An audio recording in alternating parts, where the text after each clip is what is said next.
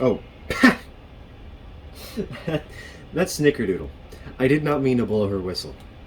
I meant to blow the new engine's whistle, which is a little more pathetic if you ask me, but it's fitting for how small of an engine this little goober is.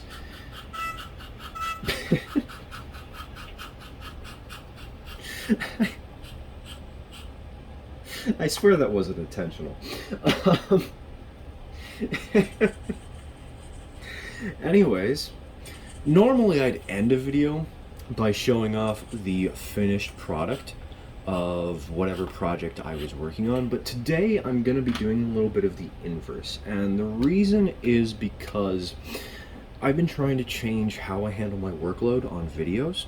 Instead of trying to record 2 hours of footage and then clip out the best parts and voice over those, I've been trying to just say my thoughts in small, like 6 minute segments as I'm doing things. And I'll only record those 6 minutes and then I'll leave the rest out. I'll cut the rest out completely. I won't record it.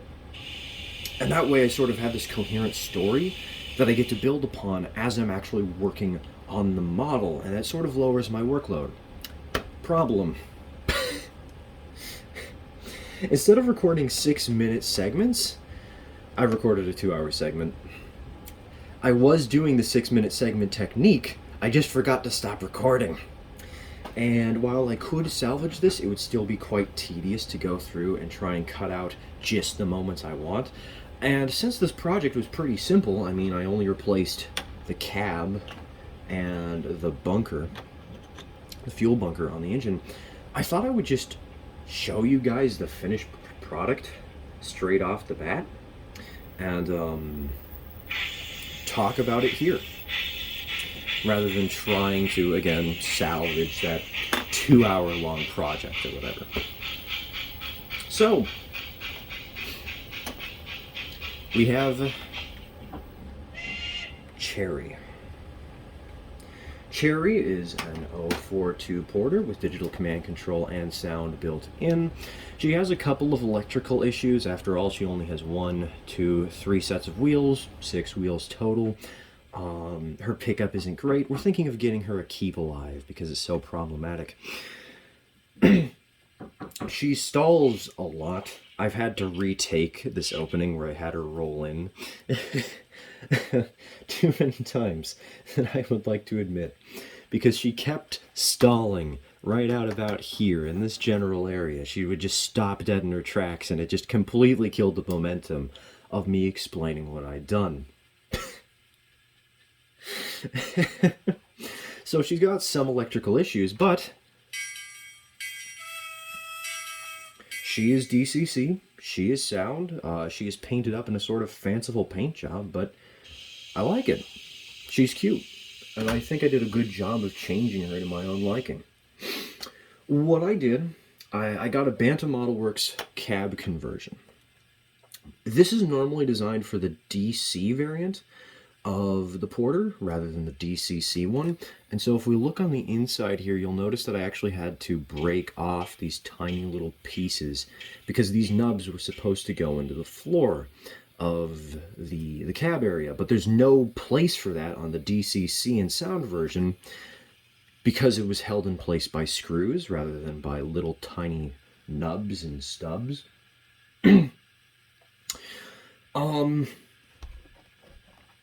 Aside from aside from that, this was just a standard Bantam Model Works cab conversion. Use some glue, use some wood glue, assemble the 4 sides, add on the brown trim around the outside, paint everything up as you go. For the paints, I went ahead and did, I think it was Ceramcoat Brown Iron Oxide for the brown. The black was just some generic black we had laying around. I don't actually know what brand it was. The lighter wooden color is wood stain. It was Ceramcoat Maple, I want to say, and the white is just Ceramcoat white. I used a lot of Ceramcoat for this project, I guess. I don't know why. I just thought it would look good and went with it. And I think I was right. I really like how the cab looks on this locomotive. I really like the way it has turned out. Mostly. There is one thing I have a small issue with, and that is how you can see that I wrote cherry on this side. I tried to write it on the other side. I didn't quite succeed as well as I would hope. I still think it looks charming, I still think it looks cute, but it's not quite as clean as this quote-unquote front face is, you know? Another thing I did was I replaced the fuel bunker on the engine.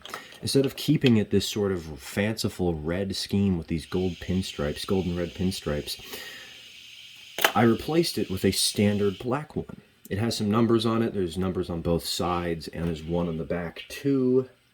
I might show that off. Actually, no, let's show it off now. Why not? The number 2 is on the back. It's on the sides. I don't know why I thought it would look good. But then again, I don't know why I thought the cab looked good. It just felt right. And once again, I think it worked out. I think it worked out quite well. It's a simple little change, but it leaves a decent impact. Another simple little change I made was I actually replaced the smokestack with a balloon stack. Originally, it was a diamond stack, which is more of a coal-burning style of thing. But since I was going to add a wood pile to the back of the train, which we'll talk about here in a moment, because it was the most complicated part of this project, I thought it would be more appropriate to actually have a wood stack on the engine rather than a coal-burning stack. The only complication with that was, excuse me. I know that probably didn't pick up, but excuse me anyways, I burped. The only complication I had with the smokestack was the original one comes in 2 pieces. It comes with the bottom half, which is just the stack, and then it comes with a spark arrestor. When removing the spark arrestor from the stack, I accidentally broke the connection point, and I had to manually just pull it off with extreme force. That was not fun.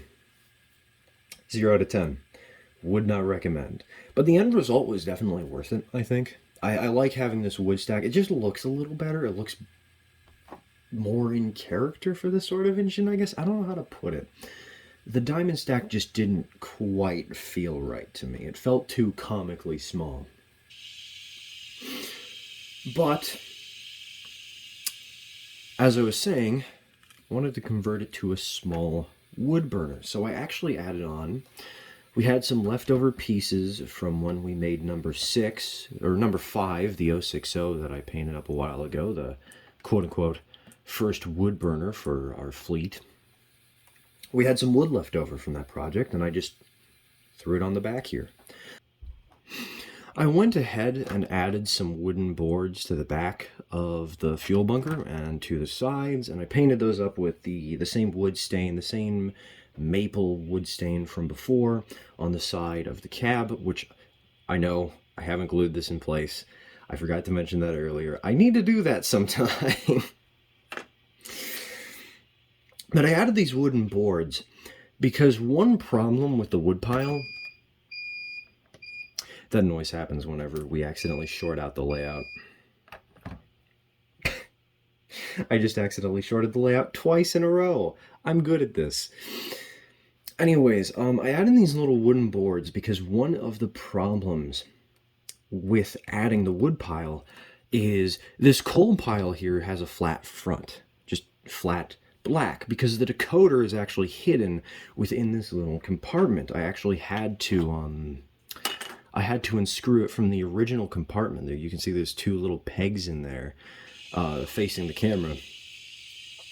I had to unscrew it from those because the decoder is very compact. It's hidden in the floor of the train, and it's hidden in the fuel bunker. And so I couldn't really just add more wood going down, and to sort of try to distract you from realizing that, I added in those wooden boards here that help to separate the default, quote unquote, part of the train down here, the original model, and the new stuff that I have added, so that when you're looking at it from an angle and you can see into the cab, maybe it's a little less noticeable than it otherwise normally would be. Now, I think Cherry does have two things she still needs.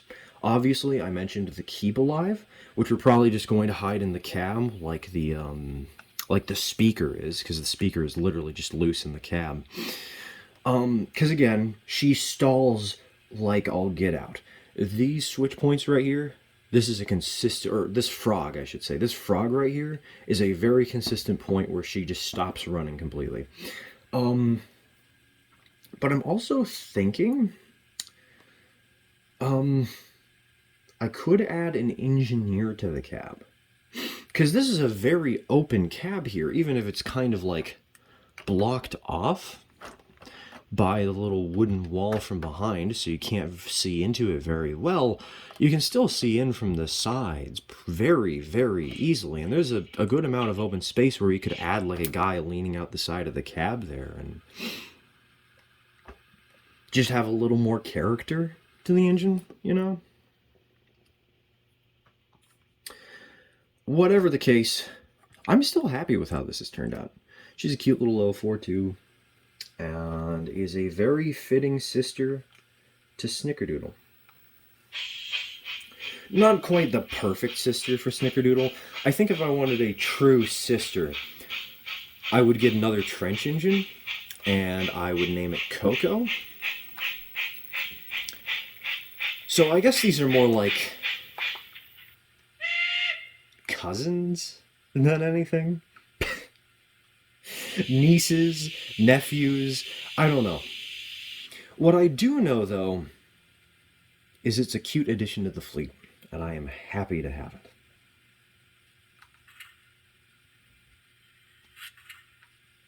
I don't really have much else to say. Thank you for watching. Thank you for listening to me ramble for who knows how long. I know this is sort of like a little bit of a random project, but that's kind of what most of the 0-30 stuff on this channel has been anyways recently. We are working on the benchwork for the layout. We're moving forwards on getting an actual layout built for me so that I don't have to rely on my father's model railroad. But I hope you guys still enjoy these sorts of odds and sods of me just making random engines and being happy with the results. Because I'm enjoying it. I'm having fun. And I know there's another one coming up soon, because Cherry is not the only engine that I ordered a Bantam Model Works cab for recently. That might be the next episode. Maybe it won't be. I don't know. I'm not entirely sure. I kind of just make videos when I feel like it. Whatever the case, thank you for watching. Thank you for listening to some random guy on the internet ramble. And I will see you in the next one, whatever that may be. Cheers, folks.